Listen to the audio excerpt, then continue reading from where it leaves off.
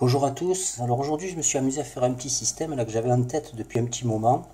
La problématique, c'était il y a 2 ans, j'avais fait deux projets d'animation NeoPixel et je devais piloter les animations, la luminosité, enfin quelques paramètres avec une télécommande infrarouge. Et en fait, la librairie NeoPixel désactive temporairement les interruptions par rapport au timing des données qu'elle envoie sur l'objet NeoPixel. Donc à l'époque, en fait, j'avais fait un petit module donc récepteur infrarouge avec un microcontrôleur, c'était une nano, et j'avais fait avec l'autre nano, celle qui commandait en fait les NeoPixels. Mais bon, déjà à l'époque, je trouvais que c'était un peu too much de mettre une nano rien que pour la réception infrarouge, mais bon, depuis, c'est vrai que j'ai pas eu le temps.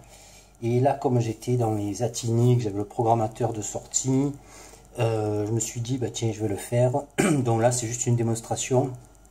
Donc on a le module récepteur, c'est l'Atini qui est ici, ça c'est le programmateur, bien sûr. Le TESOP, il est là. Et puis ensuite, on est relié par un port série à une autre carte Arduino. Alors là, j'avais plus que une Uno, donc j'ai mis une Uno. J'ai mis un petit afficheur pour voir la touche sur laquelle on appuie.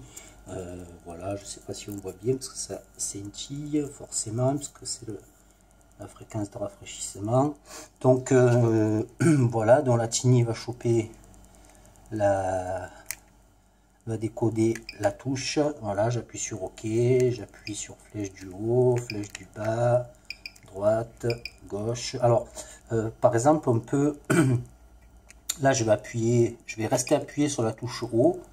Voilà. En fait, il y a il n'y a pas de répétition de la touche. Par exemple, les flèches droite-gauche qui pourraient servir par exemple pour la luminosité, par contre non. Voilà, là je reste appuyé. Ensuite, ben, les touches numériques. Voilà, la touche étoile, la touche dièse. Voilà. Donc la principale difficulté, c'était à tout caser dans la mémoire de la Tini. Donc pour ça, j'ai utilisé la mémorisation des codes numériques en fait en mémoire programme. Ça m'a permis de gagner pas mal de place en mémoire. Voilà. Donc voilà. Ben voilà, c'est tout.